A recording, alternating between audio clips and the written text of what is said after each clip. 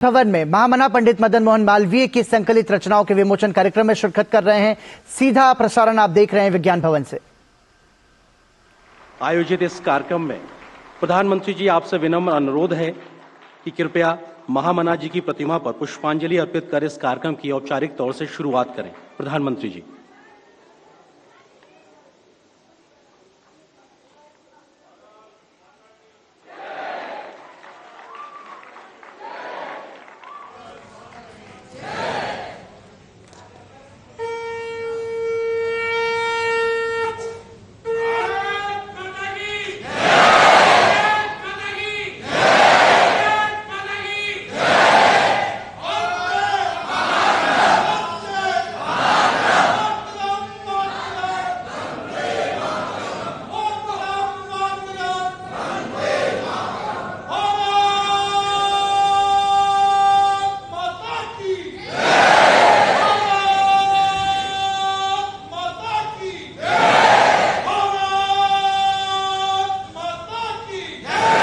मालवीय जी के विचारों के सम्मान में आयोजित इस कार्यक्रम में प्रधानमंत्री जी आपकी गरिमामयी उपस्थिति इस सभागार की शोभा बढ़ा रही है।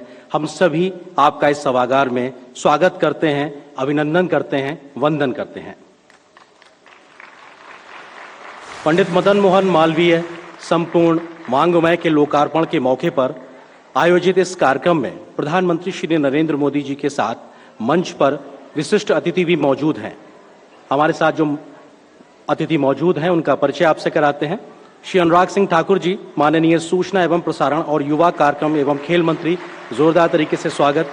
श्री अर्जुन राम मेघवाल जी, माननीय विधि एवं न्याय मंत्री, स्वतंत्र प्रभार तथा संस्कृति और संसदीय कार्य राज्य मंत्री। श्री राम बहादुर राय जी, प्रधान संपादक, पंडित मदन मोहन मालवीय संपूर्ण वाङ्मय एवं प्रख्यात पत्रकार। श्री प्रभु नारायण श्रीवास्तव जी, राष्ट्रीय अध्यक्ष, महामना मालवीय मिशन।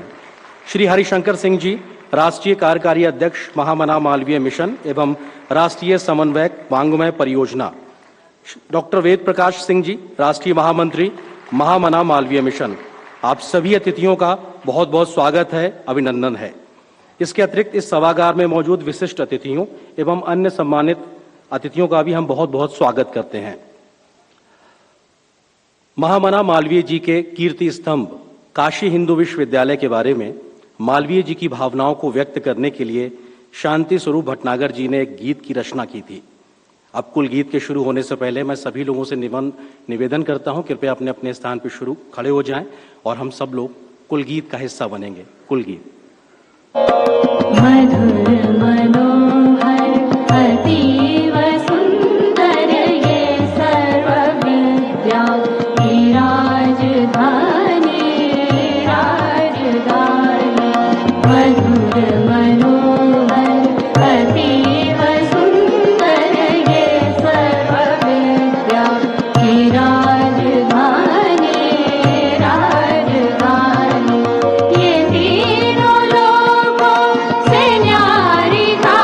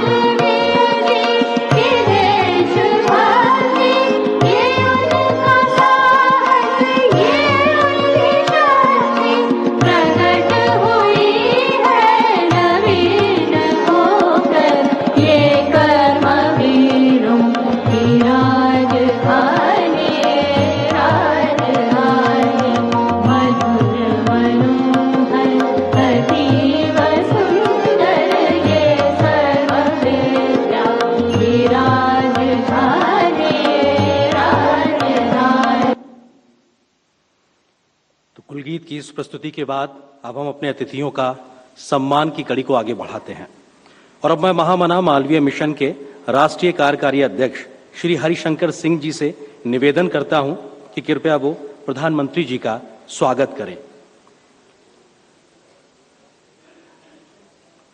प्रधानमंत्री जी को सम्मान स्वरूप शॉल भेंट की जा रही है।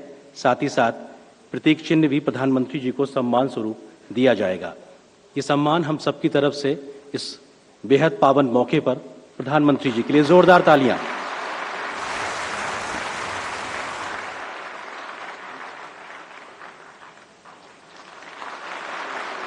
प्रधानमंत्री जी को एक पेंटिंग भी भेंट की जाएगी, मालवीय जी का चित्र जो शिवांगी ने बनाया है, और शिवांगी स्वयं इस पेंटिंग को प्रधानमंत्री जी तक ले जा रही हैं और वो प्रधानमंत्री जी को इस पेंटिंग को भेंट करेंगी। मालवीय जी का ये चित्र उनके व्यक्तित्व को दर्शाता है। जोरदार तालियां एक बार।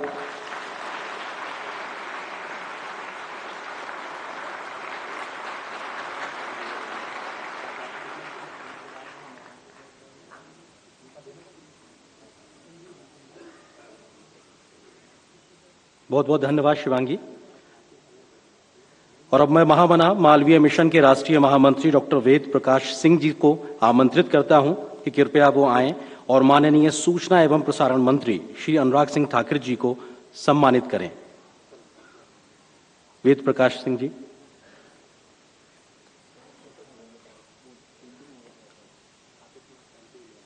केंद्रीय सूचना एवं प्रसारण मंत्री श्री अनुराग सिंह ठाकुर जी का सम्मान हो रहा है। उनको शॉल उड़ाकर प्रतीक चिन्ह भेंट करके जोरदार तालियां, अभिनंदन, वंदन।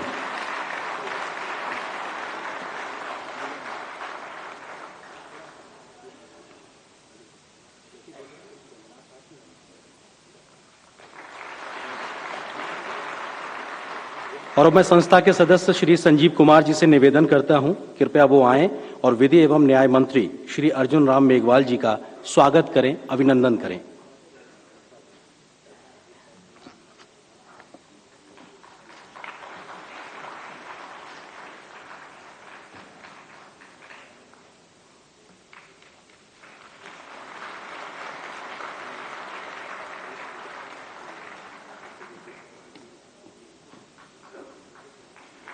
जोरदार तालियों से स्वागत, वंदन, अभिनंदन।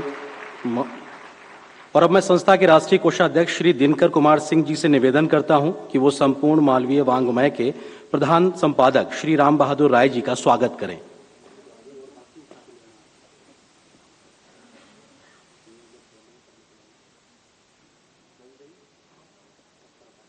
राष्ट्रीय कोषाध्यक्ष संस्था के दिनकर कुमार सिंह जी सम्मानित कर रहे हैं संपूर्ण मालवीय वांग्मय के प्रधान संपादक श्री राम बहादुर राय जी का। जोरदार तालियां, जोरदार स्वागत।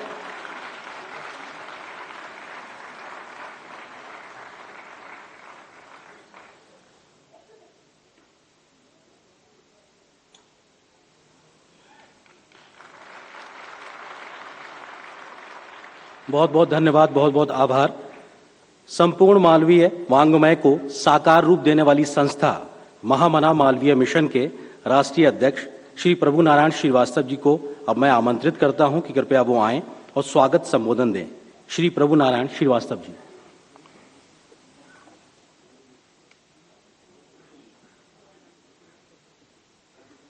नमस्कार। माँ भारती की सेवा में अहिर्निशरत हमारे राजर्षि प्रधानमंत्री श्री नरेंद्र भाई, कार्यक्रम के अध्यक्ष पद्मश्री श्री राम बहादुर राय, यशस्वी कैबिनेट मंत्री श्री अनुराग ठाकुर एवं श्री अर्जुन राम मेघवाल, महामना संपूर्ण वांग्मय के राष्ट्रीय समन्वयक श्री हरिशंकर सिंह, राष्ट्रीय महामंत्री श्री वेद जी, उपस्थित देश भर से आए हुए प्रतिभापुंज, मैं प्रभु नारायण मिशन की ओर से देश भर से आए हुए कर्मठ कार्यकर्ता एवं महामना को आदरांजलि देने वाले इतनी विशाल संख्या में उपस्थित प्रतिभापुंज का हृदय से स्वागत करता हूं। हम सब लोग अमृत महोत्सव वर्ष में महामना और अपने प्रिय प्रधानमंत्री श्री मोदी जी के 2047 में विकसित भारत के सपनों को तन मन धन से पूरा करने के लिए संकल्पबद्ध हैं। 11 दिनों में कार्यक्रम की सफलता में हमारे कार्यकर्ता ने बहुत ही कर्मठतापूर्वक योगदान किया है। माननीय प्रधानमंत्री के देदीप्यमान व्यक्तित्व के अभाव में यह संभव नहीं हो पाता। अपने सुविचारित एजेंडा के अनुसार पिछले कई दशकों तक महामना को स्मृति के गर्भ में डाला गया था। वर्तमान भारत सरकार उन्हें 2014 में भारत रत्न से अलंकृत किया और तभी से मालवीय युग का आरंभ हो गया, ऐसा हम मानते हैं। पिछले 45 वर्षों से महामना मालवीय मिशन के कर्मठ कार्यकर्ताओं ने सेवा, शिक्षा, संस्कार एवं राष्ट्रवादी विमर्श, नेशनल नैरेटिव बनाने में वर्तमान सरकार के सपनों को मजबूती प्रदान करने का गिलहरी प्रयास किया है। स्वराज्यम सप्रजम हंति राजा नाम मंत्र विप्लव से राजा, राज्य और जनता का भी विनाश होता है। आज पूरे देश में पूर्व में कलकत्ता, पटना, रांची, पश्चिम में गांधीनगर, गुजरात, गांधीनगर से हमारे कई राजा महाराजा भी आए, मैं उनका भी विशेष रूप से उल्लेख करना चाहूंगा। मुंबई, जयपुर, उत्तर में दिल्ली, लखनऊ और दक्षिण में बेंगलुरु और हैदराबाद सहित कुल 30 शाखाएं कार्यरत हैं। इनके द्वारा संचालित सेवा प्रकल्प, डिजिटल ट्रेनिंग केंद्र, दिल्ली में गढ़िया लोहार के परिवार का सेवा, ऊंचाहार में महिला सिलाई कढ़ाई केंद्र, लखनऊ में इंटर कॉलेज छात्रावास एवं समसामयिक विषयों पर गोष्ठियों का आयोजन किया जाता रहा है। जो कार्य पिछली सरकार अज्ञात कारणों से वर्षों तक नहीं कर पाई, उसे मिशन के कार्यकर्ताओं ने अपनी तपस्या से 4 वर्षों में 11 खंडों के 4000 पृष्ठों में महामना के सैकड़ों अप्रकाशित पत्रों, लेखों और भाषणों को 22 खंडों में समेटा है। अगले 11 खंडों की दूसरी श्रृंखला भी लगभग तैयार है। हमें विश्वास है इस श्रृंखला का भी लोकार्पण अपने राजर्षि प्रधानमंत्री जी के आशीर्वाद से शीघ्र ही हो सकेगा।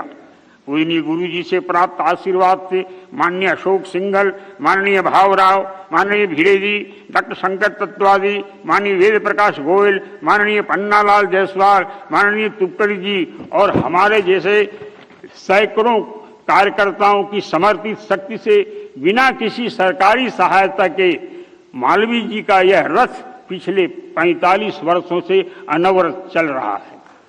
अंत में मैं इस अवसर पर अपने राजर्षि प्रधानमंत्री से कुछ निवेदन करना चाहता हूं, हार्दिक निवेदन। जैसा कि हम सब अवगत हैं, लोकमान्य तिलक, महामना, पूज्य गांधी एक राजनेता होते हुए भी गीता प्रेमी थे। हमारे मोदी जी भी उसी प्रकार से गीता प्रेमी हैं। आपसे मेरा अनुरोध है, आपसे अच्छा कौन जान सकता है कि गीता जी से देश की चेतना में कितना सार्थक परिवर्तन हो सकता है। अतः प्रथम चरण में अपने ही दल में से गीता प्रवचन की वार्षिक परंपरा विकसित हो और इसका उद्घाटन आपके ही प्रवचन से हो। ईश्वर से प्रार्थना करता हुआ मैं आपसे यह भी आपके ध्यान में लाना चाहूंगा कि बाद में हिंदू विश्वविद्यालय में महामना द्वारा स्थापित स्वैच्छिक गीता प्रवचन की परंपरा राजनीति द्वारा भी स्थापित की जा सकती है। दूसरा, मालवीय वांग्मय सहित अन्य मालवीय साहित्य एवं पर देश भर में महामना के दर्शन पर विद्यालयों में उचित शोधों पर आकर्षक पुरस्कार दिए जाएं। इस संबंध में हम भारत सरकार के शिक्षा विभाग को सहयोग कर सकते हैं अथवा सरकार हमारा सहयोग ले सकती है। हमें विश्वास है कि ईश्वर के आशीर्वाद से आपके नेतृत्व में लगभग 25 करोड़ भारतीय परिवार के प्रधान होने के कारण अपने देश का सांस्कृतिक, आध्यात्मिक और आधुनिक विकास निश्चित ही संपन्न हो सकेगा। अंत में मैं आप सबको हृदय से पुनः पुनः धन्यवाद देता हुआ श्रीमद् भगवद गीता का अंतिम श्लोक जो महर्षि व्यास ने संजय मुख से कहा है, उसको उद्धृत करते हुए अपनी वाणी को विराम देता हूँ। भगवान ने कहा है, यत् योगेश्वर कृष्ण यत् पार्थो धनुर्धर तत् सिंह विजयो भूति ध्रुवा नीतिर मतिर मम। धन्यवाद। बहुत बहुत धन्यवाद श्री प्रभु नारायण श्रीवास्तव जी।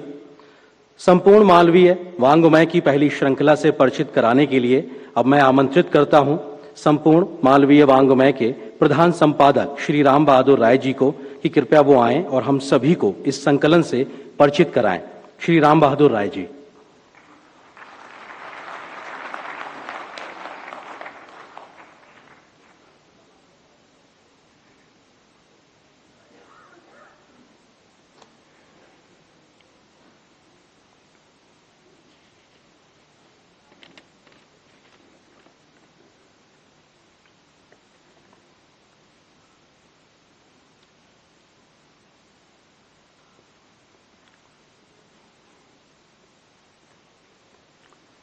प्रधानमंत्री श्रद्धेय नरेंद्र मोदी जी, आदरणीय अनुराग सिंह ठाकुर जी, आदरणीय अर्जुन राम मेघवाल जी, श्री हरिशंकर सिंह जी, प्रभु नारायण श्रीवास्तव जी, डॉक्टर वेद प्रकाश सिंह जी, संचालन कर रहे आर्यन सिंह जी और सामने उपस्थित मित्रों, मालवीय मिशन के पदाधिकारीगण और यह साल 2023 है और ये विदा हो रहा है। यह साल दो बातों के लिए याद किया जाएगा, मोदी की गारंटी और महामना के वांग्मय का प्रकाशन। ये दो बातों के लिए 2023 हमेशा याद किया जाएगा। मोदी की गारंटी में विकसित भारत की यात्रा का प्रारंभ है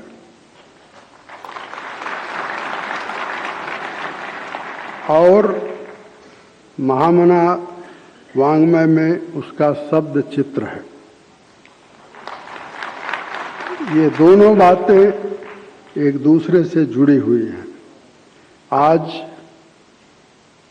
जैसे सुबह आप सबने देखा होगा अटल बिहारी वाजपेयी जी की जन्म जयंती है, उस पर प्रधानमंत्री जी और बाकी लोग गए थे।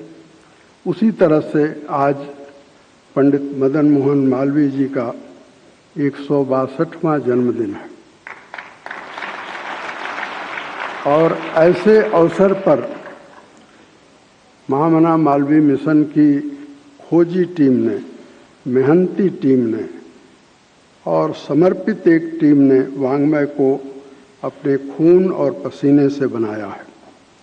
मालवीय जी का लिखा जो भी उपलब्ध हो सका है उसके 11 खंड अभी छपे हैं। भारत सरकार के प्रकाशन विभाग ने इसे छापा है और मैं ये आपसे बताना चाहता हूँ कि यह संभव हुआ सूचना और प्रसारण मंत्री माननीय अनुराग ठाकुर जी के निर्देश से। मैं मानता हूँ कि अनुराग ठाकुर जी में महामना से एक समानुभूति है और मैं इसके लिए आपके प्रति आभारी हूँ। आप में से कोई अगर ये सवाल मन में आपके उठ रहा हो तो मैं कहूँगा कि ये सवाल आप मत पूछिए। ये मत पूछिए कि वांग्मय इससे पहले क्यों नहीं आया, क्योंकि महामना की 162वीं जन्म जयंती है। उनको गए हुए 1946 में वे चले गए। 1946 से लेकर 2023 के बीच में आखिर क्या वजह है कि वांग्मय उनका नहीं आया। और मैं आपको कहना चाहता हूं कि उनके एक निजी सचिव थे पंडित सीताराम चतुर्वेदी, उन्होंने मालवीय जी पर एक किताब लिखी और उस किताब में उन्होंने लिखा है कि मालवीय जी के ने 50-55 साल बोला है और जो बोला है वो सब आकाश में है। हमने जो वाङ्मय बनाया है वो आकाश से तोड़कर नहीं बनाया है। हमने जो वाङ्मय बनाया है वो आकाश में जो है वो तो किसी दिन जब विज्ञान आकाश के शब्दों को चुन लेगा तब शायद एक नया वाङ्मय महामाना का बने, लेकिन हमने जो वाङ्मय बनाया है वह उपलब्ध उनकी देश विदेश में जो सामग्री थी उससे बनाया है। इसीलिए मैं कहना चाहता हूँ कि ज़्यादा जरूरी ये जानना है कि वाङ्मय में क्या है। गोखले, तिलक, गांधी, रविन्द्रनाथ ठाकुर, लाला लाजपत राय, ये जब नाम हम लेते हैं तो उन्हीं नामों में एक नाम कोहिनूर जैसा चमकता है और वह नाम है पंडित मदन मोहन मालवीय का। वाङ्मय इस बात का प्रमाण होगा कि महामना मालवीय समसामयिक है। 2023 में भी अगर आप महामना को पढ़ें तो आप पाएंगे कि 2023 में भी हमको अगर कोई ज्योत जलानी है, कोई अंदर प्रकाश खोजना है, कोई भावी दिशा देखनी है, तो वो सब महामना मालवीय के साहित्य में है। और इसलिए मैं कहता हूँ कि वे समसामयिक हैं। वे 21वीं सदी में भी उतने ही तरोताज़ा हैं जितने 1946 में थे, 1886 में थे, 1909 में थे, 1918 में थे। उनका एक ही रंग है। अगर आपने महामना को देखा होगा तो उनकी दूसरी कोई तस्वीर नहीं मिलती, एक ही रंग की तस्वीर मिलती है। और वो जो रंग उनका है उसमें भारत के सृष्टि के, मैं तो कहूँगा, सारे रंग समा जाते हैं। महामना का रंग है सनातन धर्म, शिक्षा, देशज आधुनिकता, स्वराज, समाज में सद्भाव और भविष्य की राह। महामना पर बहुत पुस्तकें हैं, उनके जीवन काल में भी और आज तक। अभी कुछ दिनों पहले तक एक बनारस हिंदू विश्वविद्यालय के प्रोफेसर ने उन पर बहुत अच्छी किताब निकाली है और वो किताब ये बताती है कि महामना के कथन को, महामना के लेखन को किस तरह से विकृत करके कुछ लोगों ने प्रस्तुत किया है। मैं उस किताब के बारे में बोलने का यह वक्त नहीं है। मैं केवल यह कहना चाहता हूँ कि महामना पर तो बहुत पुस्तकें हैं, लेकिन महामना की पुस्तक ये वाङ्मय है। इस वाङ्मय में आप महामना को पाएंगे जिसमें वे स्वयं साक्षात उपस्थित हैं। आपको बता दूं कि महामना पर पहली पुस्तक 1919 में, हो सकता है कि यह सूचना बहुत लोगों के लिए नई हो। 1919 में जब महामना कांग्रेस के अध्यक्ष थे, 18 में बन गए थे,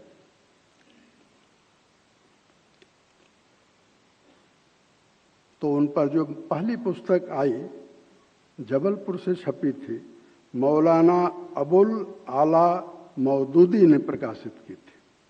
वो पुस्तक है और पुस्तक छपी और उसी साल जब्त हो गई। जबलपुर से छपी थी। इस वाङ्मय के बारे में कुछ बातें मैं और कह करके अपनी बात जल्दी ही पूरी करना चाहता हूँ। आज़ादी के इस अमृतकाल में, जैसा प्रभु नारायण श्रीवास्तव जी ने भी ये बात कही कि 4000 पृष्ठों में महामना का बौद्धिक योगदान उन्हीं के शब्दों में आ गया है। इसके 11 खंड हैं। इन खंडों की सामग्री एकत्र करने में देश विदेश में रह रहे अनेक लोगों ने, जो हिंदू विश्वविद्यालय के पुराने छात्र हैं, जो मालवीय जी के साथ जुड़े हुए रहे हैं, उन्होंने सहयोग किया है। कुछ नामों का उल्लेख मुझे करना चाहिए। जिनके सहयोग से ये वाङ्मय बना है। बेंगलुरु में बनारस हिंदू विश्वविद्यालय के एक पुराने छात्र हैं, उनकी उम्र 83 साल है, के चंद्रमौली। उन्होंने बहुत सहयोग किया है इस वाङ्मय में। उसी तरह से मालवीय जी के निजी सचिव रहे वीए सुंदरम, उनके नाती हैं, जर्मनी में रहते हैं। मालवीय जी रोज कोई एक श्लोक अपने हस्ताक्षर से अपनी डायरी में लिखते थे। वो डायरी जर्मनी में थी और यहाँ मेरा ख्याल है इस सभागार में उपस्थित होंगे डॉक्टर वैदुर्य प्रताप शाही। इन्होंने उस डायरी को हमें उपलब्ध कराया। मैं वैदुर्य प्रताप शाही के प्रति अपना आभार प्रकट करता हूँ। मनोरमा त्रिपाठी हैं, जिन्होंने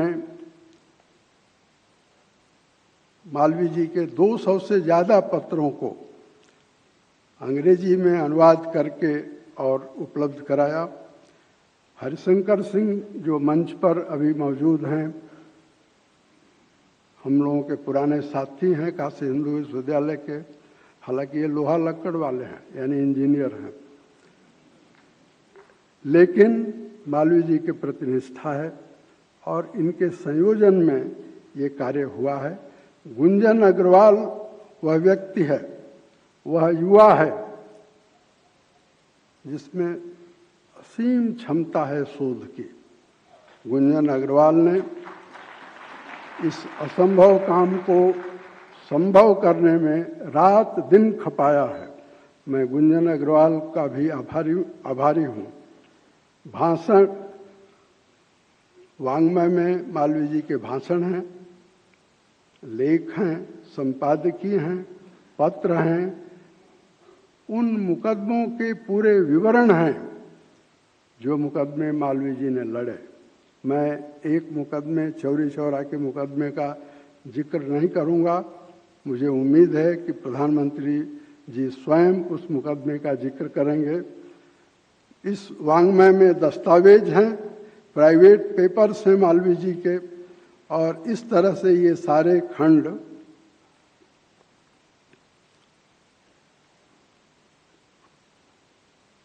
काल क्रमानुसार हैं और ये कार्य अभी आधा हुआ है। हो सकता है कि जब हम अगले कार्य में आगे बढ़ें तो और सामग्री मिले। अभी की योजना में जरूर हम चाहते हैं कि 22 खंडों का ये वाङ्मय पूरा हो। अभी 11 खंडों का ये वाङ्मय है। मैं कहूँगा कि शुरुआत हो गई है, मार्ग मिल गया है, तो हम उम्मीद करते हैं कि मंजिल पर भी पहुँचेंगे ही। यह भी संभव है,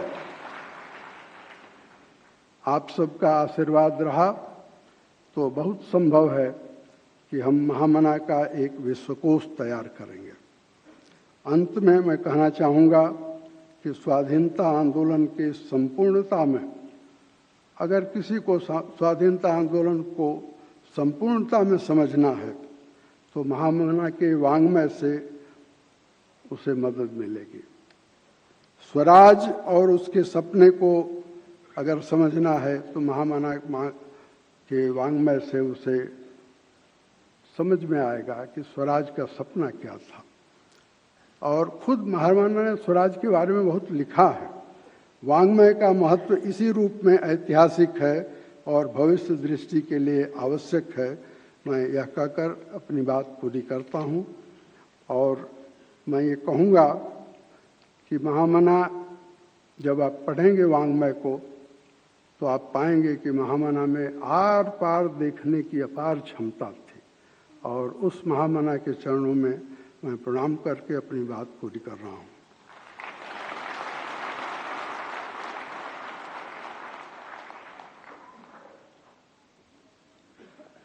बहुत बहुत धन्यवाद राम बहादुर राय जी, आपके इस परिचय कराने के लिए वाङ्मय की इस पूरी यात्रा को लेकर बहुत बहुत धन्यवाद आपका।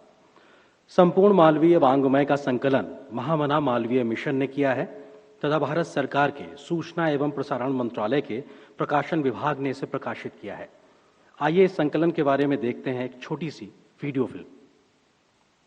भारतीय सभ्यता और संस्कृति के मूर्तिमान शिक्षाविद एवं भारत रत्न महामना मदन मोहन मालवीय जी का आधुनिक भारत के निर्माताओं में अग्रणी स्थान है।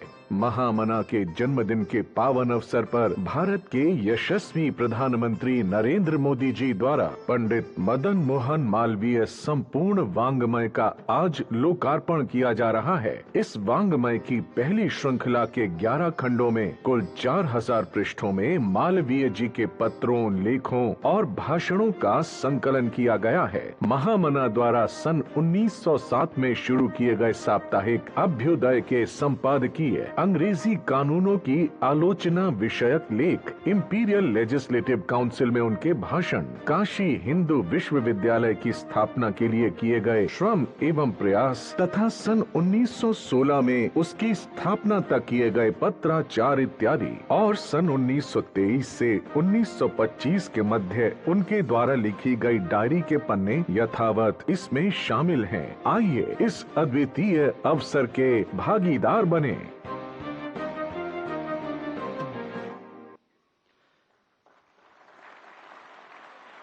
और अब मौका है संपूर्ण मालवीय वाङ्मय के लोकार्पण का।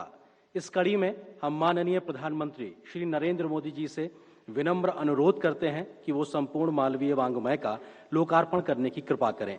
माननीय अनुराग सिंह ठाकुर जी से निवेदन है कि लोकार्पण के लिए प्रतीक को प्रधानमंत्री जी को भेंट करें।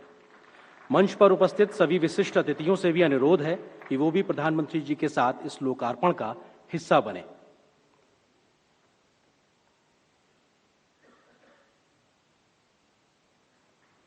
जोरदार तालियां इस ऐतिहासिक पल के लिए गवाह बनने का हम साक्षी बन रहे हैं, जब महामना की इस यात्रा से हम परिचित हो रहे हैं। प्रधानमंत्री जी द्वारा लोकार्पित किए जा रहे संपूर्ण मालवीय वाङ्मय के कुल 11 खंड हैं। लोकार्पण के बाद ये पूरा संकलन आम लोगों के लिए उपलब्ध होगा और हम सभी मालवीय जी के विचारों से लाभान्वित हो सकेंगे। बहुत बहुत धन्यवाद प्रधानमंत्री महोदय आपका और अन्य अतिथियों का मालवीय जी के विचारों की श्रृंखला को लोकार्पित करने के लिए। और अब मैं बहुत ही आदर और विनम्रता के साथ देश के यशस्वी प्रधानमंत्री श्री नरेंद्र मोदी जी से अनुरोध करता हूं कि कृपया वो आज के इस पावन मौके पर हम सभी को अपने विचारों से अनुग्रहित करें। माननीय प्रधानमंत्री महोदय जी।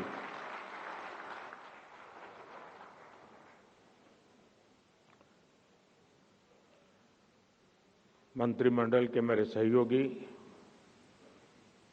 श्री अनुराग ठाकुर जी, अर्जुन राम मेघवाल जी,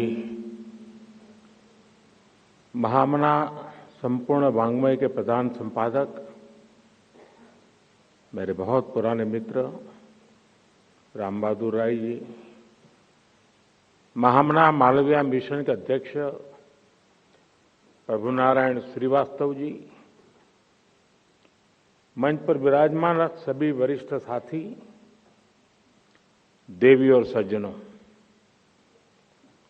सर्वप्रथम आप सभी को क्रिसमस की शुभकामनाएं। आज का दिन भारत और भारतीयता में आस्था रखने वाले करोड़ों लोगों के लिए एक प्रेरणा पर्व की तरह होता है। आज महामना मदन मोहन मालवीय की जी जन्म जयंती है। आज अटल जी की भी जयंती है। मैं आज के इस पावन अवसर पर महामना मालवीय जी के श्री चरणों में प्रणाम करता हूं, अटल जी को आदरपूर्वक श्रद्धांजलि देता हूं। अटल जी की जयंती के उपलक्ष्य में आज देश गुड गवर्नेंस डे, सुशासन दिवस के रूप में मना रहा है।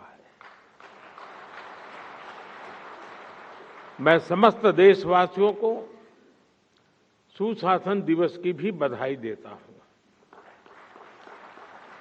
साथियों, आज के इस पवित्र अवसर पर पंडित मदन मोहन मालवीय संपूर्ण वाङ्मय का लोकार्पण होना अपने आप में बहुत महत्वपूर्ण है। ये संपूर्ण वाङ्मय महामना के विचारों से, आदर्शों से, उनके जीवन से हमारी युवा पीढ़ी को और हमारी आने वाली पीढ़ी को परिचित कराने का एक सशक्त माध्यम बनेगा। इसके जरिए भारत के स्वतंत्रता संग्राम और तत्कालीन इतिहास को जानने समझने का एक द्वार खुलेगा। खासकर रिसर्च स्कॉलर्स के लिए, इतिहास और राजनीति विज्ञान के छात्रों के लिए ये वाङ्मय किसी बौद्धिक खजाने से कम नहीं है।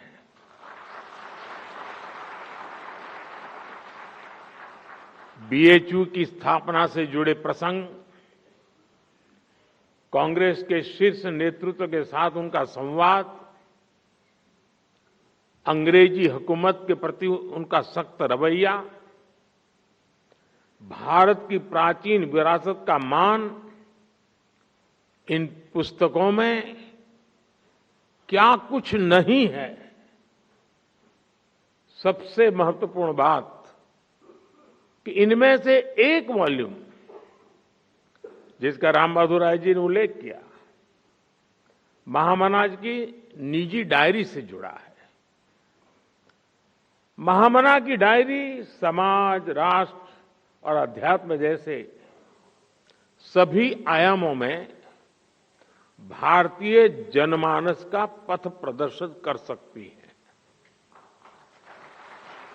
साथियों, मुझे पता है कि इस काम के लिए मिशन की टीम और आप सब लोगों की कितनी वर्षों की साधना लगी है। देश के कोने कोने से मालवीय जी के हजारों पत्रों और दस्तावेजों की खोज करना, उन्हें कलेक्ट करना, कितने ही अभिलेखागारों में समुद्र की तरह गोते लगाकर एक एक कागज को खोज करके लाना, राजा महाराजाओं के पर्सनल कलेक्शन से पुराने कागजों को एकत्र करना, ये किसी भगीरथ कार्य से कम नहीं है। इस अगाध परिश्रम का ही परिणाम है कि महामना का विराट व्यक्तित्व 11 खंडों के संपूर्ण वाङ्मय के रूप में हमारे सामने आया है। मैं इस महान कार्य के लिए सूचना एवं प्रसारण मंत्रालय को, महामना मालवीय मिशन को और राम बहादुर राय जी को और उनकी टीम को हृदय से बधाई देता हूं। इसमें कई पुस्तकालय के लोगों का, महामना से जुड़े रहे लोगों के परिवारों का भी बहुत बड़ा योगदान रहा है। मैं उन सब साथियों का भी हृदय से अभिनंदन करता हूं। मेरे परिवारजनों, महामना जैसे व्यक्तित्व सदियों में एक बार जन्म लेते हैं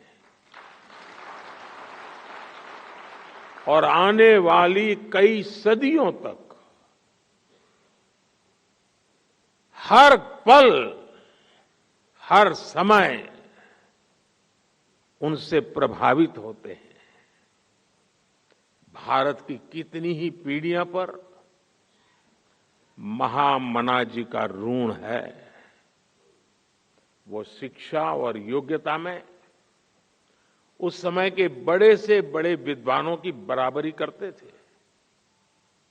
वो आधुनिक सोच और सनातन संस्कारों के संगम थे। उन्होंने स्वतंत्रता संग्राम में जितनी बड़ी भूमिका निभाई, उतना ही सक्रिय योगदान देश की आध्यात्मिक आत्मा को जगाने में भी दिया।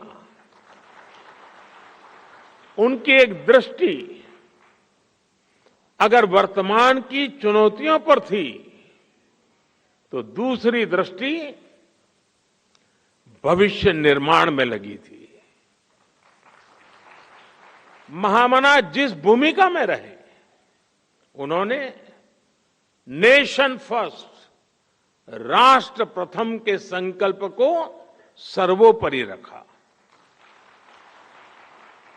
वो देश के लिए बड़ी से बड़ी ताकत से टकराए। मुश्किल से मुश्किल माहौल में भी उन्होंने देश के लिए संभावनाओं के नए बीज बोए। महामना के ऐसे कितने ही योगदान हैं जो संपूर्ण वाङ्मय के 11 खंडों के जरिए अब प्रामाणिक रूप से सामने आएंगे। इसे मैं अपनी सरकार का सौभाग्य समझता हूं कि हमने उन्हें भारत रत्न दिया।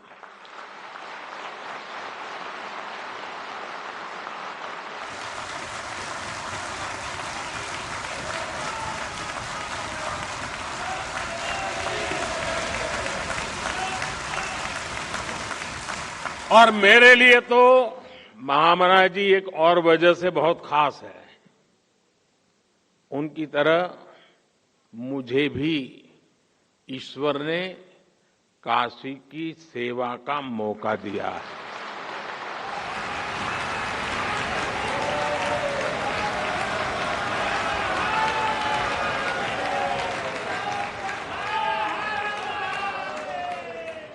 और मेरा ये भी सौभाग्य है कि 2014 में चुनाव लड़ने के लिए मैंने जो नामांकन भरा, उसको प्रपोज करने वाले मालवीय जी के परिवार के सदस्य थे।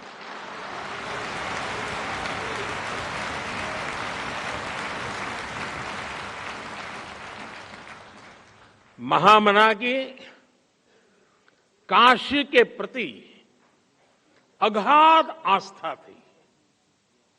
आज काशी विकास की नई ऊंचाइयों को छू रही है।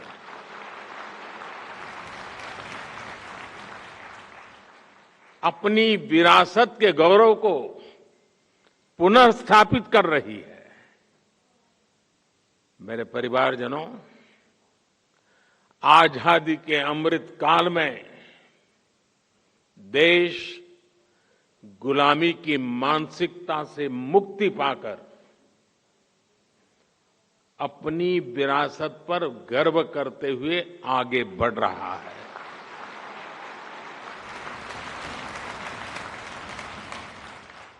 हमारी सरकारों के कार्यों में भी आपको कहीं न कहीं मालवीय जी के विचारों की महक महसूस होगी।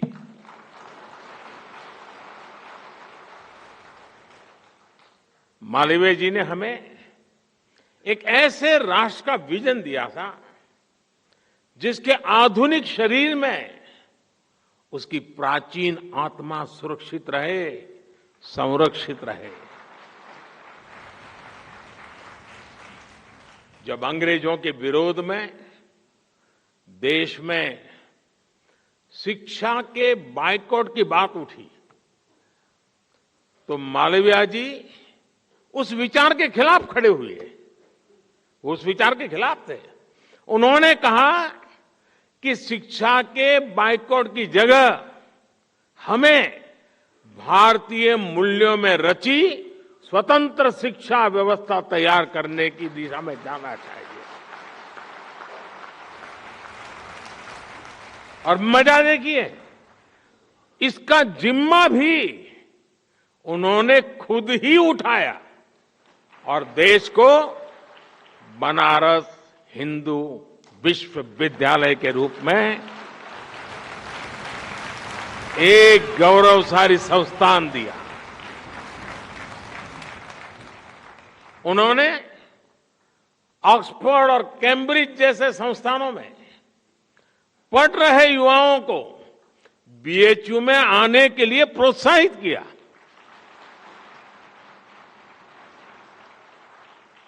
महामना इंग्लिश के महान विद्वान होने के बावजूद भारतीय भाषाओं के प्रबल पक्षधर थे। एक समय था जब देश की व्यवस्था में, न्यायालयों में फारसी और अंग्रेजी भाषा ही हावी थी। मालवीय जी ने इसके खिलाफ भी आवाज उठाई थी। उनके प्रयासों से नागरी लिपि चलन में आई, भारतीय भाषाओं को सम्मान मिला। आज देश की नई राष्ट्रीय शिक्षा नीति में भी मालवीय जी के इन प्रयासों की झलक मिलती है। हमने भारतीय भाषाओं में हायर एजुकेशन की नई शुरुआत की है। सरकार आज कोर्ट में भी भारतीय भाषाओं में कामकाज को प्रोत्साहित कर रही है।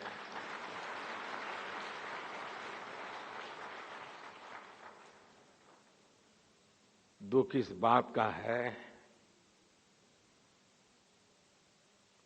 इस काम के लिए देश को 75 साल इंतजार करना पड़ा।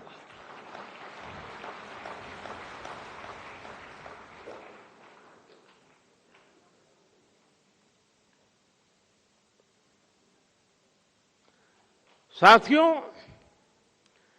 किसी भी राष्ट्र के सशक्त होने में उस राष्ट्र की संस्थाओं का भी उतना ही महत्व होता है। मालवीय जी ने अपने जीवन में ऐसी अनेक संस्थाएं बनाई जहां राष्ट्रीय व्यक्तित्वों का निर्माण हुआ। बनारस हिंदू विश्वविद्यालय के बारे में तो सारी दुनिया जानती है। इसके साथ ही महामना ने और भी कई संस्थान बनाए। हरिद्वार में ऋषिकुल ब्रह्मचर्य आश्रम हो, प्रयागराज में भारतीय भवन पुस्तकालय हो, या लाहौर में सनातन धर्म महाविद्यालय की स्थापना हो।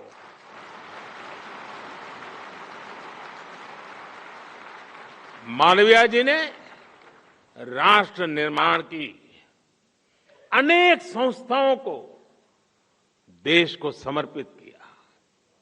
अगर हम उस दौर से तुलना करें तो पाते हैं आज एक बार फिर भारत राष्ट्र निर्माण की एक से बढ़कर एक संस्थाओं का सृजन कर रहा है।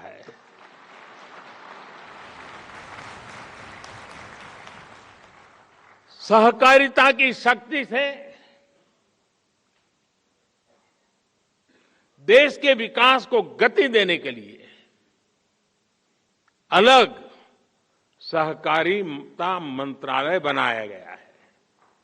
भारतीय चिकित्सा पद्धति के विकास के लिए केंद्र सरकार ने अलग आयुष मंत्रालय की स्थापना की है। जामनगर में WHO global centre for traditional medicine की आधारशिला भी रखी गई है। श्री अन्न यानी मिलेट्स पर शोध के लिए हमने Indian institute of millets research का गठन किया है। ऊर्जा के क्षेत्र में वैश्विक विषयों पर चिंतन के लिए भारत ने बीते दिनों ग्लोबल बायोफ्यूल अलायंस भी बनाया है। इंटरनेशनल सोलर अलायंस हो या कोalition फॉर डिजास्टर रेजिलिएंट इंफ्रास्ट्रक्चर की बात हो, ग्लोबल साउथ के लिए दक्षिण का गठन हो या फिर India middle east Europe economic corridor, space sector के लिए इन स्पेस का निर्माण हो या फिर नौसेना के क्षेत्र में सागर इनिशिएटिव हो, भारत आज राष्ट्रीय और अंतर्राष्ट्रीय महत्व की कई संस्थाओं का निर्माता बन रहा है।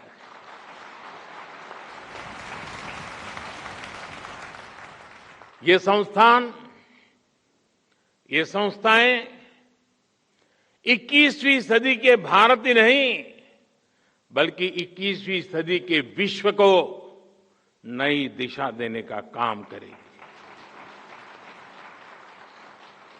साथियों, महामना और अटल जी दोनों एक ही विचार प्रवाह से जुड़े थे।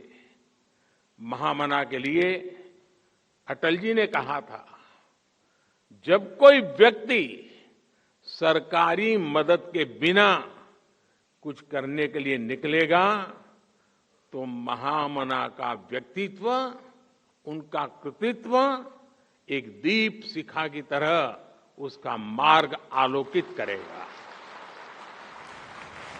आज देश उन सपनों को पूरा करने में जुटा है जिसका सपना मालवीय जी ने, अटल जी ने, देश के हर स्वतंत्र सेनानी ने देखा था। इसका आधार हमने सुशासन को बनाया है, गुड गवर्नेंस को बनाया है। गुड गवर्नेंस का मतलब होता है जब शासन के केंद्र में सत्ता नहीं, सत्ता भाव नहीं, सेवा भाव हो। जब साफ नियत से, संवेदनशीलता के साथ नीतियों का निर्माण हो और जब हर हकदार को बिना किसी भेदभाव के उसका पूरा हक मिले। गुड गवर्नेंस का यही सिद्धांत आज हमारी सरकार की पहचान बन चुका है। हमारी सरकार का निरंतर प्रयास रहा है कि देश के नागरिक को मूल सुविधाओं के लिए यहां वहां चक्कर काटने की जरूरत न पड़े, बल्कि सरकार आज हर नागरिक के पास खुद जाकर उसे हर सुविधा दे रही है।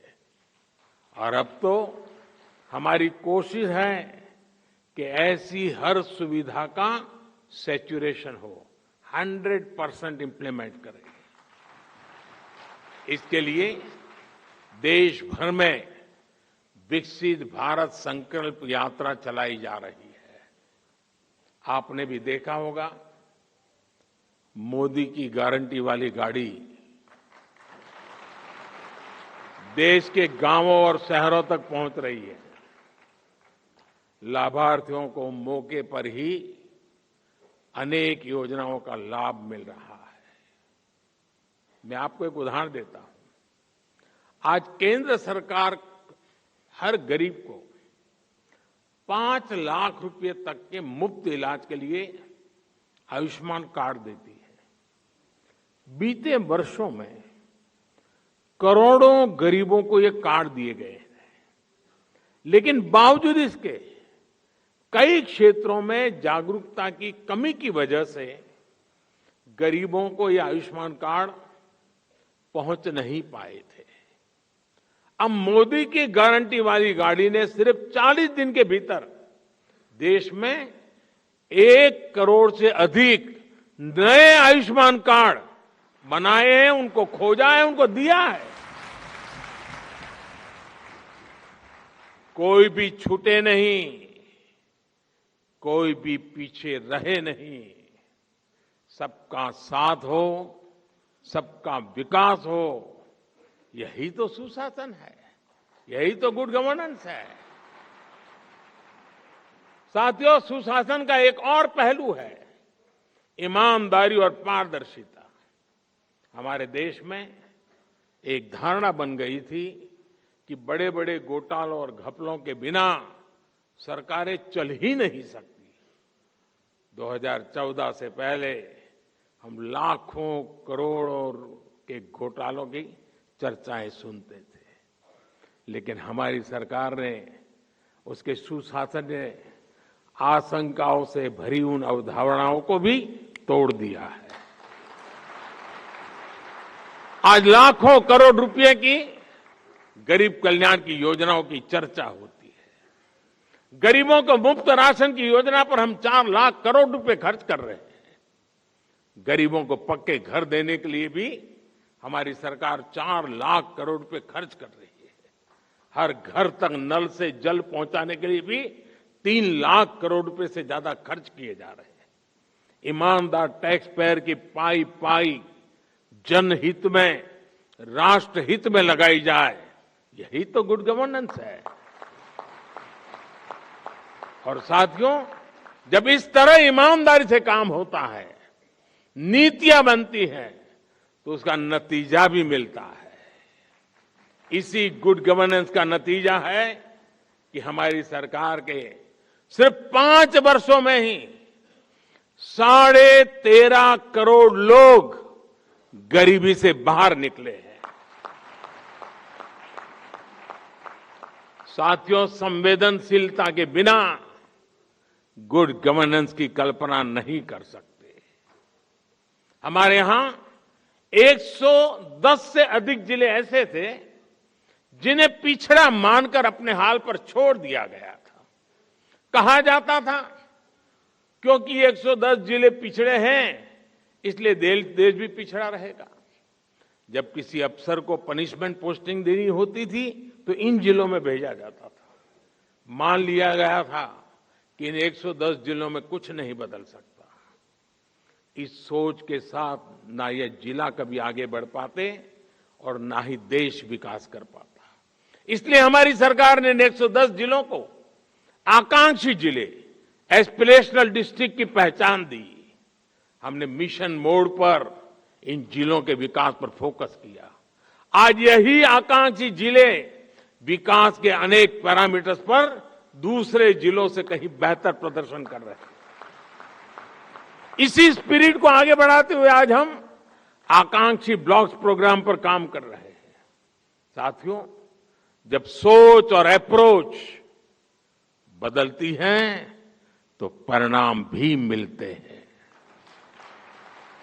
दशकों तक बॉर्डर के हमारे गांव को आखिरी गांव माना गया। हमने उन्हें देश के पहले गांव होने का विश्वास दिया। हमने सीमावर्ती गांवों में वाइब्रेंट विलेज योजना शुरू की। आज सरकार के अधिकारी, मंत्री वहां जा रहे हैं, लोगों से मिल रहे हैं।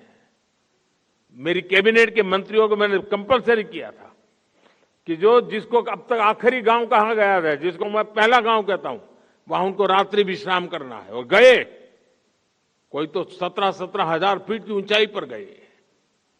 आज सरकार की योजनाओं का लाभ और तेजी से वहां पहुंच रहा है। एक गुड गवर्नेंस नहीं है तो क्या है? आज देश में कोई भी दुखद हादसा हो, कोई आपदा हो, सरकार तेज गति से राहत और बचाव में जुट जाती है। यह हमने कोरोना काल में देखा है, यह हमने यूक्रेन युद्ध के समय देखा है। दुनिया में कहीं भी मुश्किल हो तो देश अपने नागरिकों को बचाने के लिए युद्ध स्तर पर काम करता है। गुड गवर्नेंस में ऐसे ही अनेक उदाहरण दे सकता हूं। शासन में आया ये बदलाव अब समाज की सोच को भी बदल रहा है। इसलिए आज भारत में जनता और सरकार के बीच भरोसा ये नई बुलंदी पर है। यही भरोसा देश के आत्मविश्वास में झलक रहा है और यही आत्मविश्वास आजादी के अमृत काल में विकसित भारत के निर्माण की ऊर्जा बन रहा है। साथियों, आजादी के अमृत काल में हमें महामना और अटल जी के विचारों को कसौटी बांधकर विकसित भारत के सपने के लिए काम करना है। मुझे विश्वास है देश का प्रत्येक नागरिक संकल्प से सिद्धि के इस मार्ग पर अपना पूरा योगदान देगा। इसी कामना के साथ फिर एक बार महामना के श्री चरणों में प्रणाम करते हुए मैं मेरी वाणी को विराम देता हूं। बहुत बहुत धन्यवाद।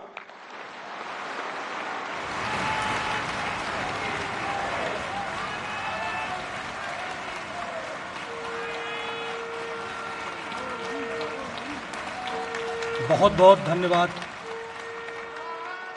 बहुत बहुत धन्यवाद एवं आभार माननीय प्रधानमंत्री जी आपका इस मौके पर अपने अनमोल विचारों से लाभान्वित करने के लिए, अनुग्रहित करने के लिए। बहुत बहुत धन्यवाद प्रधानमंत्री जी।